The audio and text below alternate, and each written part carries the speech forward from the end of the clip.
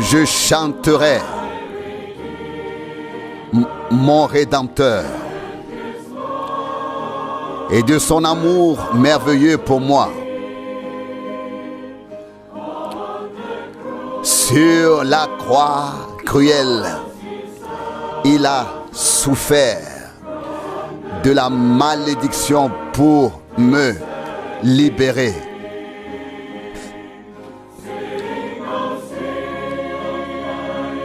Chantez, chantez mon Rédempteur.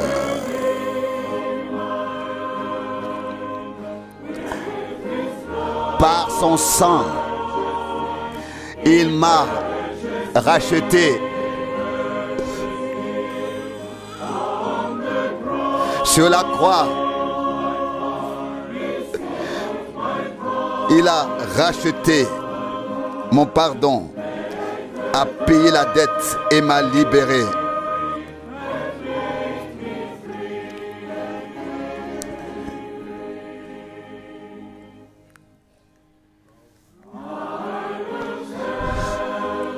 Je raconterai la merveilleuse histoire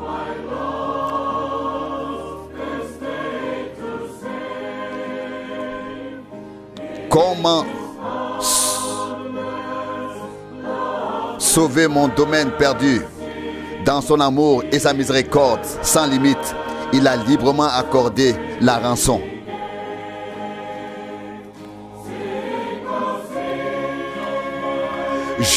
Chantez, chantez mon Rédempteur. Par son sang, il m'a racheté. Sur la croix, il a racheté mon pardon, a payé la dette et m'a libéré.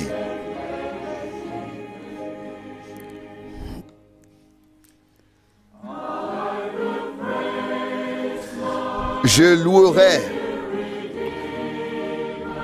mon cher Rédempteur, sa puissance triomphante.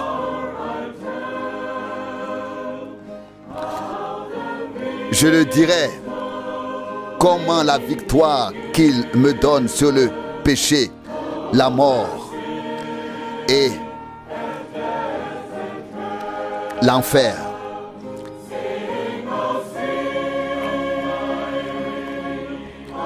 Chantez, chantez mon Rédempteur. Par son sang, il m'a racheté. Sur la croix, il a racheté mon pardon, a payé la dette et m'a libéré.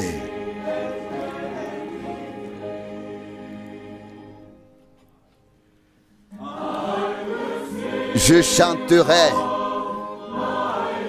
mon Rédempteur et son amour céleste pour moi.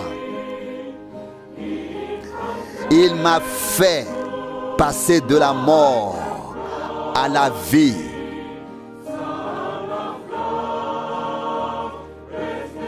Pour être avec lui, Fils de Dieu. Chantez, chantez mon Rédempteur. Par son sang, il m'a racheté. Sur la croix, il a racheté mon pardon, a payé la dette et m'a libéré.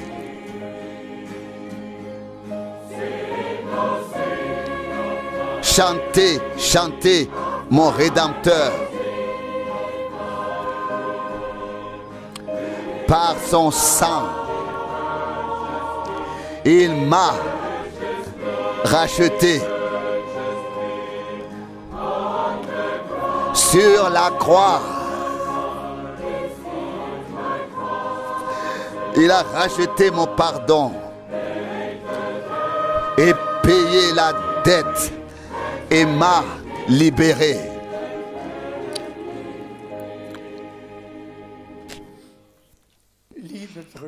Chers frères et sœurs dans le Seigneur, je vous salue très, très chaleureusement et vous souhaite la bienvenue à cette émission en direct.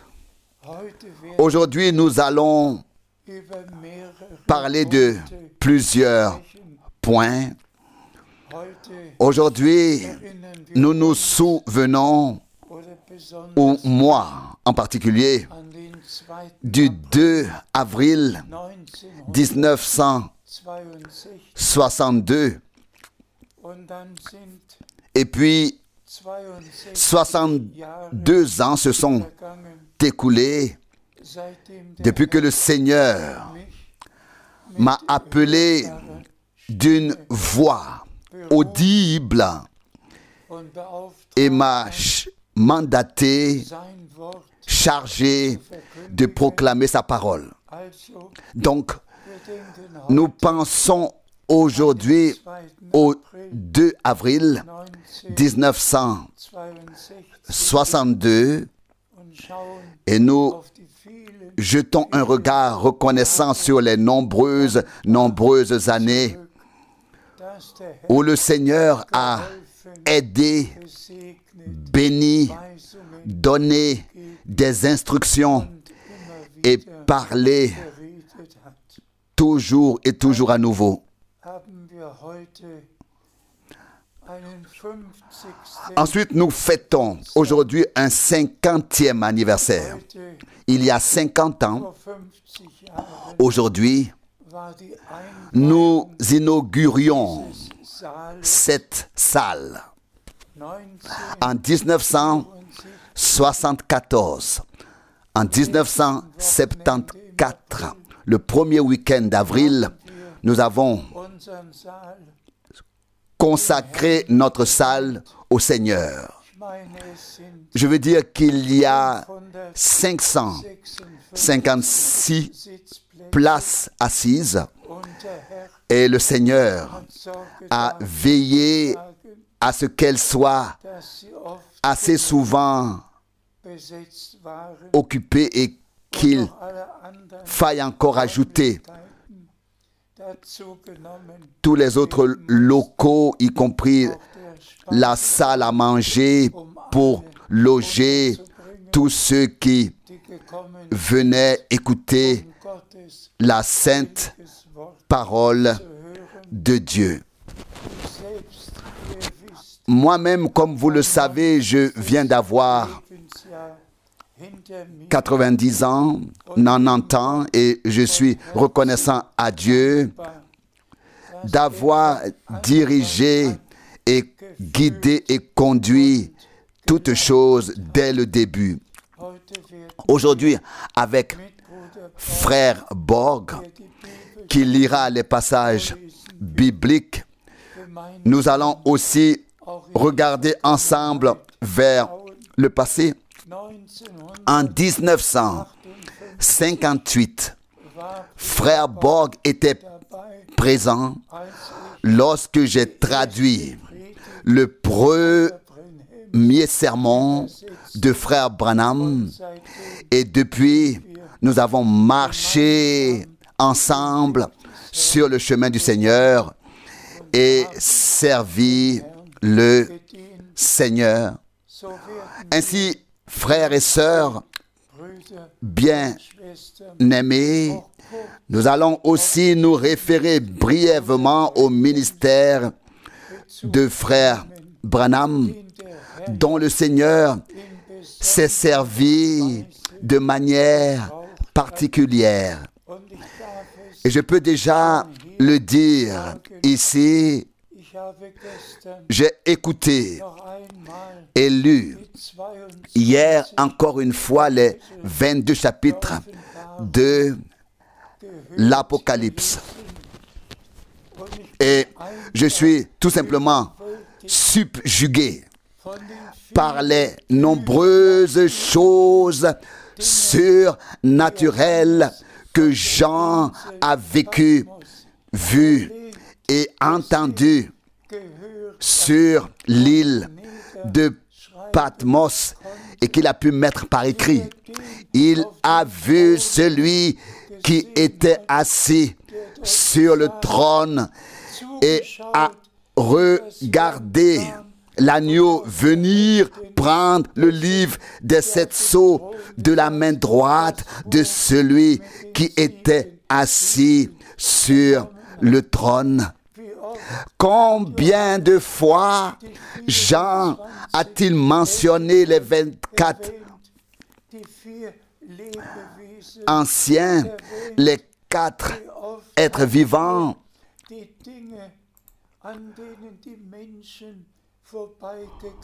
Combien de fois a-t-il mentionné les choses à côté desquelles les hommes sont passés sans y prêter attention?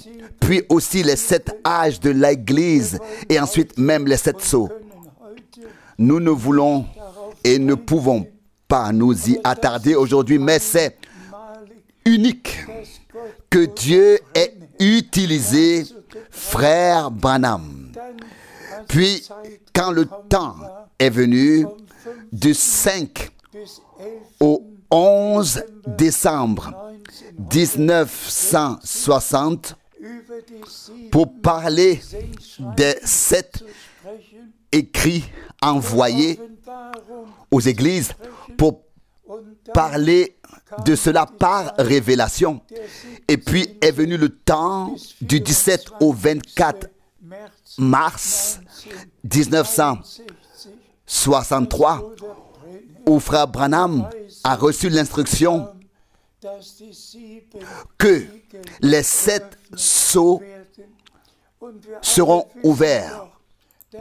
Et nous savons tous qu'il lui a été dit qu'il devait apporter le message qui précéderait la seconde venue de Christ. Frères et sœurs, nos frères au commencement, que ce soit Pierre, que ce soit Jean, que ce soit Jacques, ont vécu des choses surnaturelles avec notre Seigneur. Aussi, depuis le début de l'Église du Nouveau Testament, des événements surnaturels se sont également produits. Mais tout ce qui a été révélé sur l'île de Patmos, tout ce qui allait arriver jusqu'aux nouveaux cieux et à la nouvelle terre, et le fait qu'à notre époque, Dieu avait un prophète à qui il pouvait tout révéler. Oh, comme nous pouvons être reconnaissants, comme nous pouvons être reconnaissants. Maintenant, nous allons lire quelques passages de la Bible et toujours demander à Frère Borg de le faire, s'il te plaît. Nous lisons de Matthieu 24, verset 3. Matthieu 24, verset 3. Lorsqu'il se fut assis sur le mont des Oliviers, les disciples se trouvant seuls s'approchèrent de lui pour lui demander: dis-nous donc quand cela arrivera et quel est le signe de ton retour et de l'achèvement du temps du monde. Frères et sœurs, nous avons ici 3 questions et nous sommes vraiment reconnaissants à Dieu qu'elles aient reçu une réponse. La première promesse s'est en effet réalisée en 70 ou alors en 70 après Jésus-Christ, lorsque Jérusalem, lorsque le temple a été détruit, car c'était la première question. Et la réponse était qu'il ne resterait pas pierre sur pierre. Et l'accomplissement a eu lieu en 70, en 70, après Jésus-Christ, lorsque la destruction a eu lieu. Mais la deuxième question est la suivante. Et quel est le signe de ton retour? Et puis nous arrivons à notre époque, à ce moment-là, pour laquelle tout a été prédit, ce qui arriverait avant le retour de Jésus-Christ. Et aussi, tout a été dit sur ce qui se passerait après le retour, jusqu'à la fin. Il suffit de lire Matthieu 24, où beaucoup de choses sont écrites, ou Luc 21, et les différents passages bibliques sur ce qui se passerait avant le retour de Jésus-Christ. Frères et sœurs, nous ne nous sommes pas assis au pied de Gamaliel ou d'un scribe, mais au pied de Jésus-Christ, notre Seigneur, qui nous parle par sa sainte parole et nous éclaire sur toutes choses. Seule sa parole est valable. Nous voulons seulement entendre ce qu'il a à dire aux églises, et en particulier à nous en ce temps, en ce moment. Continuons donc à lire, s'il te plaît. Nous lisons Luc 21, verset 28. Luc 21, verset 28.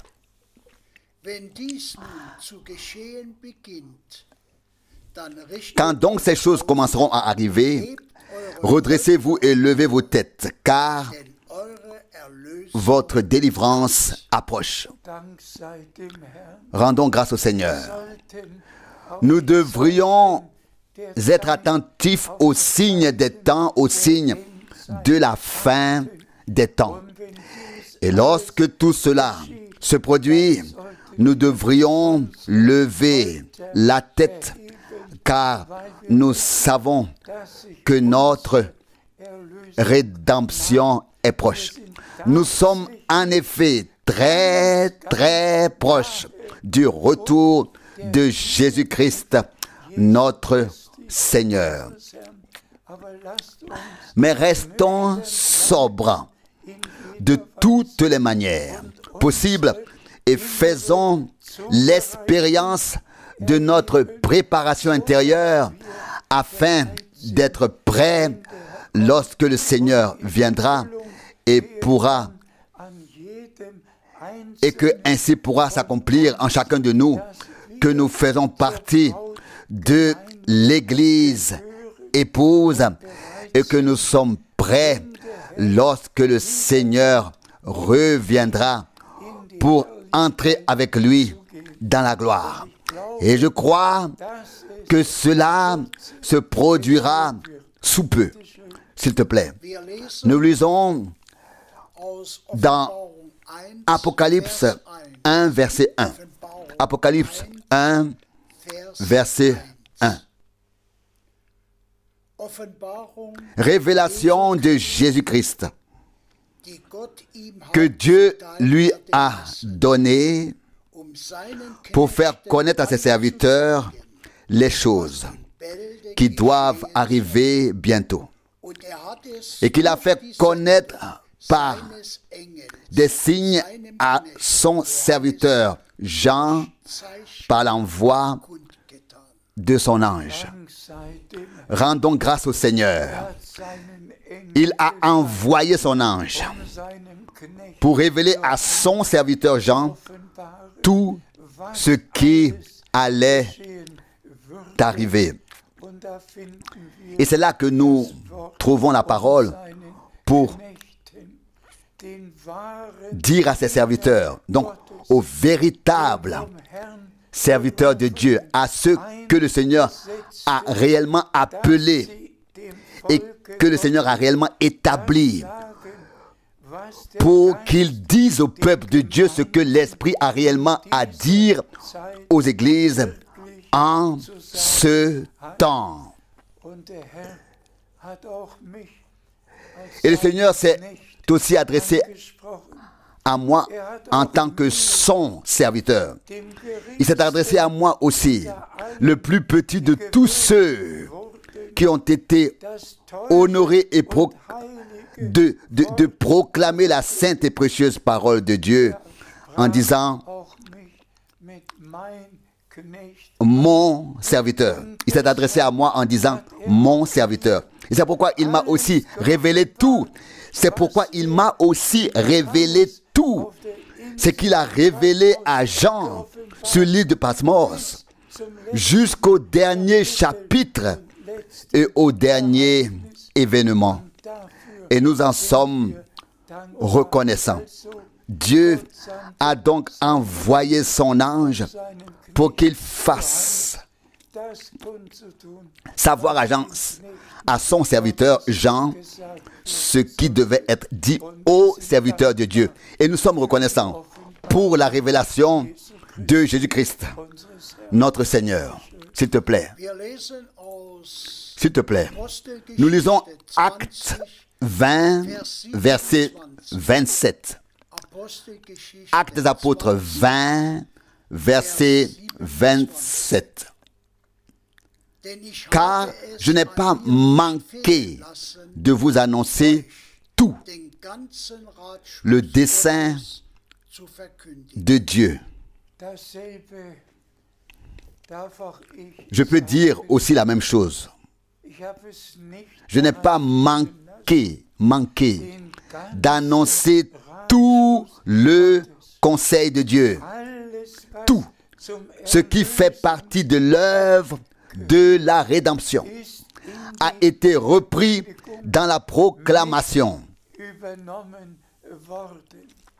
Tout ce qui s'est passé pour nous sur la croix à Golgotha, le pardon total, la rédemption totale, la vie éternelle, tout ce qui nous a été donné par Dieu en Christ, nous l'avons accepté, nous l'avons vécu, expérimenté personnellement par grâce. La conversion, la nouvelle naissance, le renouveau, le baptême du Saint-Esprit, la conduite du Saint-Esprit par le Saint-Esprit, tout ce que Dieu a préparé, nous avons pu le vivre personnellement par grâce et l'avons reçu pour ensuite le transmettre. Et donc, moi aussi, je peux dire que j'ai annoncé tout le conseil de Dieu. Et tous ceux qui sont de Dieu écoutent, entendent la sainte parole révélée en ce moment dans tous les peuples, toutes les langues et toutes les nations. Que le Seigneur en soit remercié. S'il te plaît. Nous lisons 2 Corinthiens 6, versets 17 et 18. 2 Corinthiens 6, versets 17 et 18. Je lis le verset 17. C'est pourquoi, sortez du milieu d'eux et séparez-vous, ordonne le Seigneur, et ne touchez à rien d'impur, et je vous recevrai. Que le Seigneur soit remercié. L'appel à sortir. Séparez-vous. Ne touchez à rien d'impur. C'est le dernier appel avant le retour de Jésus-Christ, notre Seigneur, à sortir de toutes les doctrines, de toutes les traditions et coutumes, de toutes les interprétations, de toutes les dénominations, à nous séparer, à sortir, à nous séparer et à vivre consacrés au Seigneur. Car de même que l'époux était la parole pure qui s'est faite chair, de même l'épouse doit être trouvée dans la parole de Dieu. Non pas une interprétation, mais la parole pure et sainte et un sang pur et saint qui a coulé pour nous. Tout est arrivé et nous sommes devenus obéissants et nous nous sommes laissés appeler à sortir, mettre à part, séparer pour écouter uniquement maintenant ce que Dieu le Seigneur a à dire aux églises par l'Esprit. S'il te plaît, je lis le verset 18. Je serai pour vous un père, et vous serez pour moi des fils et des filles, dit le Seigneur, le Tout-Puissant. Rendons grâce au Seigneur. Donc, d'abord, l'appel à sortir, la séparation, et ensuite la promesse. Ensuite, je serai pour vous un père, et vous serez pour moi des fils et des filles. Ne suivez donc pas vos propres voies dans la désobéissance et dire ensuite, je suis un enfant de Dieu. Non, le temps est venu d'abandonner toute voie personnelle et étant séparé, servir le Seigneur. Et ce n'est qu'alors, lorsque cela sera fait avec nous, que Dieu voudra nous considérer comme ses fils et ses filles qui seront trouvés dans sa parfaite volonté et vivront leur préparation pour le retour de Jésus-Christ, notre Seigneur. S'il te plaît, nous lisons de Matthieu 17, le verset 11. Matthieu 17, verset 11. Il leur répondit, Élie viendra cependant et rétablira toutes choses. Grâce soit rendue au Seigneur. Nous avons déjà lu et répété et relu ce passage biblique à de nombreuses reprises. Tout comme Élie a été envoyé pour convoquer le peuple de Dieu sur le mont Carmel, afin qu'il prenne sa décision et qu'il n'aille plus dans telle ou telle direction, mais qu'il soit ramené à Dieu. Il en a été de même à notre époque. Et Dieu a pu utiliser frère Branham pour ramener le peuple de Dieu à Dieu. Loué soit le nom du Seigneur. S'il te plaît. Nous lisons dans Actes des Apôtres, chapitre 3, verset 21. Actes des Apôtres, chapitre 3, verset 21. Il faut cependant que le ciel le reçoive jusqu'au temps du rétablissement de tout ce que Dieu a annoncé dès les temps anciens par la bouche de ses saints prophètes. Chers frères et sœurs, réfléchissez dans le deuxième sermon. Il y a 2000 ans, Pierre a été conduit à écrire. Lui, notre Seigneur et Rédempteur, doit demeurer dans les cieux jusqu'au temps du rétablissement de tout ce que Dieu a annoncé par la bouche de ses saints prophètes depuis les temps anciens. Tout doit être remis en place, restauré, rétabli, et cela se passe maintenant dans le monde entier.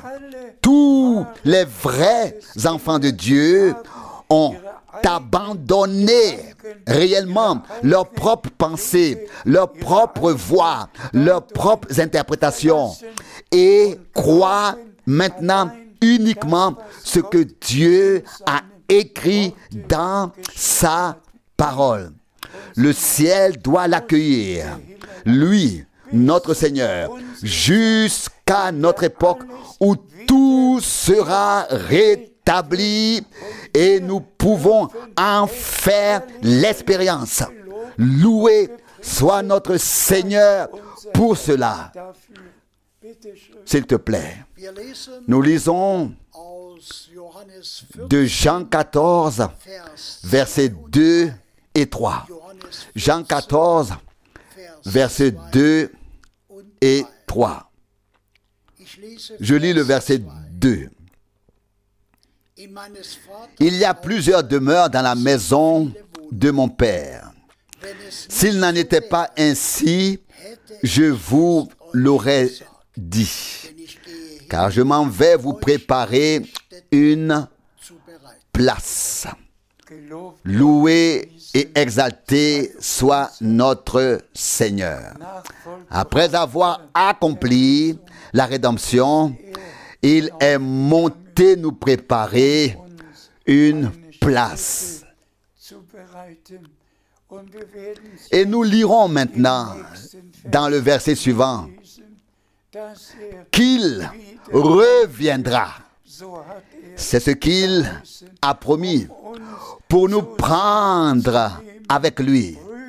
Oh frères et sœurs, le temps est là et nous sommes reconnaissants à Dieu du fond du cœur que tous ces passages bibliques nous parlent directement. S'il te plaît, lis le verset suivant. Nous lisons le 3e verset. Et quand je serai allé et que je vous aurai préparé une place, je reviendrai et je vous prendrai avec moi afin que là où je suis, vous y soyez aussi. Loué et exalté soit notre Seigneur. La deuxième question était la suivante. Et quel est le signe de ton retour? Nous avons déjà lu les passages bibliques. Il reste au ciel jusqu'au moment où tout sera rétabli. Il est allé nous préparer une place et il reviendra. Et le retour du Seigneur a été décrit dans tant de passages bibliques, que ce soit dans 1 Thessaloniciens 4, dans 1 Thessaloniciens 15, du verset 51, et dans tous les autres passages bibliques, le retour du Seigneur nous a été décrit. Mais pensez à la beauté de la chose. Après la rédemption accomplie, il est monté pour nous préparer une place. Et maintenant, il va revenir pour nous amener dans la gloire, pour que nous soyons là où il est. Il est d'abord venu là où nous sommes, afin que nous puissions aller là où il est. Où il est. Remercions le Seigneur, notre Dieu. S'il te plaît, nous lisons maintenant dans Matthieu 24, verset 14. Matthieu 24, verset 14. Et ce message de salut concernant le royaume sera prêché par toute la terre, à toutes les nations, en témoignage, et alors viendra la fin. Que la louange et le remerciement soient rendus à notre Seigneur. Ce message divin de salut tel qu'il a été annoncé au début, au commencement, devait maintenant être proclamé à la fin, avant le retour de Jésus-Christ, à tous les peuples et à toutes les langues, et alors viendra la fin. Dieu a conduit les choses de telle manière qu'il a utilisé frère Branham pour nous ramener à la parole originale, au message divin du salut. Et le Seigneur a pu m'utiliser pour cela après son départ. Et je peux le dire à la gloire de Dieu, mes pieds ont foulé 169 pays et j'ai annoncé le message divin du salut dans le monde entier. Et là où je ne suis plus allé, personnellement, le message y est allé, de sorte que nous pouvons dire que cette écriture est accomplie sous nos yeux. Et le verset 6 d'Apocalypse 14 souligne encore, Apocalypse 14, verset 6, là il est souligné que le message valable éternellement du salut sera annoncé à toutes les nations. Message valable du salut, message du salut valable éternellement. Alléluia, loué soit notre Seigneur. Nous pouvons crier à haute voix, et cela dans le monde entier. Aujourd'hui, en notre temps, cette écriture, cette sainte écriture, ce mandat saint et sacré est accompli sous nos yeux. Loué et exalté soit le nom du Seigneur. S'il te plaît, nous lisons le verset 7 de Marc. Marc 7, verset 7. Mais c'est en vain qu'ils m'adorent, parce qu'ils font des commandements d'hommes leur doctrine. Cette parole aussi doit nous aller droit au cœur. Elle ne s'adresse pas à nous, mais à tous ceux qui passent à côté de ce que Dieu a promis et fait. Et il prie simplement le Notre Père dans toutes les églises, dans toutes plutôt dans toutes les communautés religieuses libres, dans toutes les dénominations. Que ta volonté soit faite. Mais ce qu'est la volonté de Dieu, cela en fait n'intéresse personne. Ils font que le répéter dans une prière. Chacun suit sa propre voie. Et le Seigneur a dû dire, c'est en vain qu'ils m'adorent, parce qu'ils ont fait des commandements d'hommes leurs ordonnances. D'où l'insistance, revenir à la parole, afin que nous puissions adorer en esprit et en vérité, et non dans toutes les formules et les faux enseignements. Oh Dieu, aide-nous par grâce, s'il te plaît. Nous lisons Jean 4, verset 23. Jean 4, verset 23. Mais l'heure vient, oui, elle est déjà là, où les vrais adorateurs adoreront le Père en esprit et en vérité.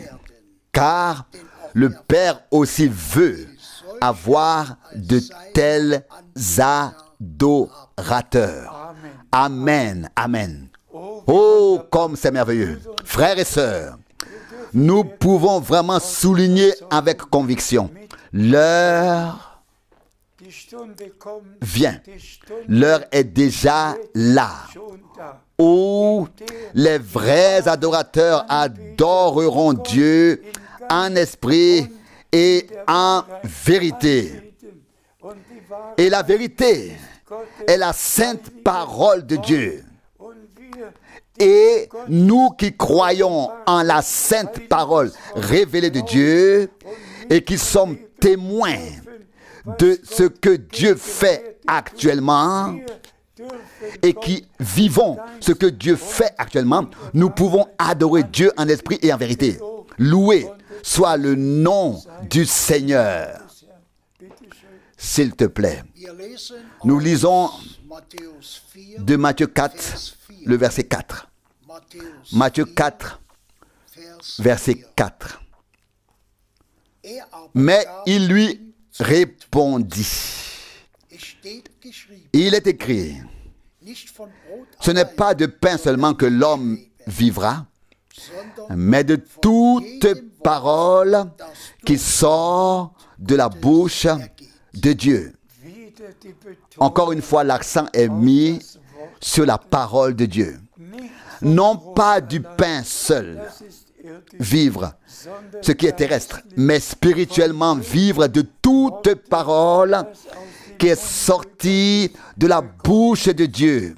Oh, comme nous sommes reconnaissants pour la Bible, pour l'Ancien et le Nouveau Testament, reconnaissants pour chaque parole, et nous en vivons. Nous vivons de la parole, de chaque parole. Et voilà, nous lisons maintenant dans Apocalypse 2, verset 7. Apocalypse 2, verset 7. Que celui qui a des oreilles entende ce que l'Esprit dit aux églises. À celui qui vaincra, je donnerai à manger de l'arbre de vie qui est dans le paradis de Dieu. Cela fait tout simplement partie du fait que Dieu ouvre notre oreille pour que nous n'entendions maintenant que ce que l'Esprit a à dire aux églises, afin de faire partie du troupeau des vainqueurs, de la troupe de la victoire, qui sera prêt lors du retour de Jésus-Christ. Oh, comme nous pouvons être reconnaissants pour chaque parole. S'il te plaît, nous lisons le dernier passage biblique d'Apocalypse 3, verset 21. Apocalypse 3, verset 21.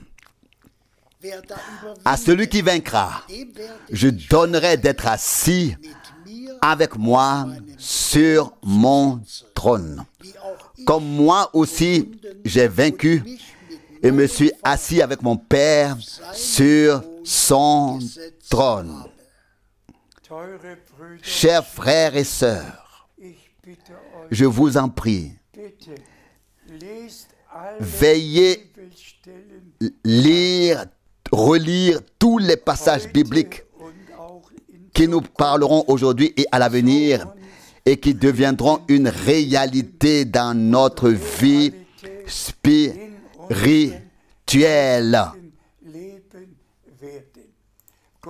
Dieu a simplement fait en sorte que tout soit rétabli juste avant le retour de Jésus-Christ. L'appel à sortir, la mise à part, tout doit être fait, tout doit arriver pour que nous soyons prêts lorsque le Seigneur reviendra. Car il est écrit dans Matthieu 25, verset 10, ceux qui étaient prêts entrèrent au festin de noces et la porte fut fermée. Que Dieu nous bénisse. S'il vous plaît, comprenez que je l'ai mentionné plus tôt, aujourd'hui est un jour spécial pour moi.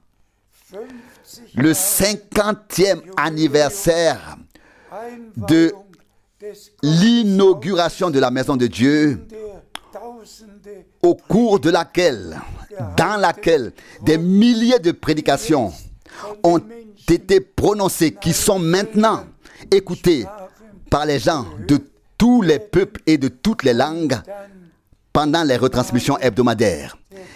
Et puis la grâce suivante, le 2 avril 1962. 62 ans se sont écoulés au service direct du Seigneur et je n'ai rien à corriger, rien à reprendre. Je n'ai fait que proclamer ce qui est écrit dans les Saintes Écritures. Et c'est ainsi que le message valable éternellement, le message du salut valable éternellement, a été proclamé à tous les peuples et à toutes les langues, maintenant, avant le retour du Seigneur. Et notre Seigneur, qui a déjà préparé une place, reviendra et nous prendra chez lui. Frères et sœurs bien-aimés, s'il vous plaît, soyez présents. Soyez dans la chose. Prenez part à ce que Dieu fait maintenant. Séparez-vous. Mettez-vous à part. Sortez. Ne touchez à rien d'impur. Laissez-vous sanctifier dans la parole de vérité. Purifiez dans le sang de l'agneau. Et vivez ainsi votre préparation. Car notre Seigneur vient. Sa venue est très, très proche. Très, très proche. Et je sais que tous ceux qui entendent maintenant et croient maintenant le message seront présents. Pardonnez-moi si depuis que j'ai 90 ans, depuis que j'ai 90 ans, je ne peux plus parler comme avant. Mais cela se fait de tout cœur.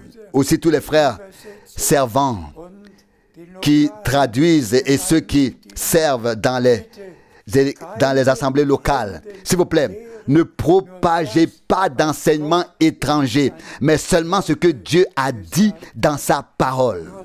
Ce n'est qu'alors que tous pourront adorer en esprit et dans la vérité. Et c'est ce genre d'adorateur que Dieu recherche. Et c'est ce genre d'adorateur que Dieu trouve aujourd'hui en ceux qui ont cru en sa parole et qui ont été sanctifiés en elle. Loué et exalté soit le nom du Seigneur. Alléluia. Soyez bénis par la bénédiction du Dieu Tout-Puissant, au nom saint de Jésus. Amen.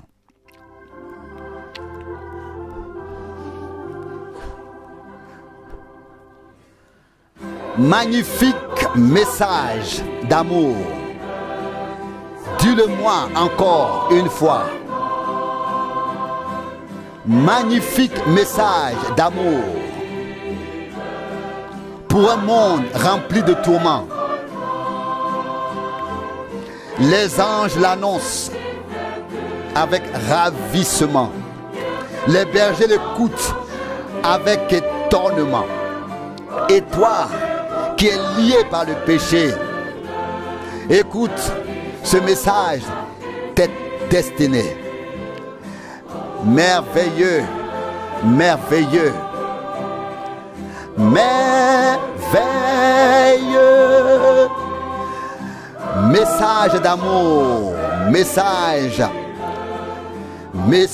pour toi et pour moi. Magnifique message d'amour. Dieu a envoyé le Fils. Dieu a envoyé le Fils. Magnifique message d'amour. L'enfer et la mort sont bannis. en mourant sur les hauteurs du Golgotha, en s'offrant lui-même pour nous. Il a fait naître en nous la grâce. Écoute, ce message est pour toi. Merveilleux, merveilleux, merveilleux message d'amour, message pour toi et pour moi. Magnifique message d'amour, libérateur dans la vallée de la mort. Le glorieux message d'amour ouvre la salle des cieux. Là-bas, les cris de joie et les bruits de fond sont 1000 fois plus beaux qu'ici. Dieu est réconcilié avec l'homme. Écoute, ce message est pour toi. Merveilleux, merveilleux, merveilleux message d'amour, message pour toi et pour moi. Merveilleux, merveilleux, merveilleux message d'amour, message pour toi et pour moi.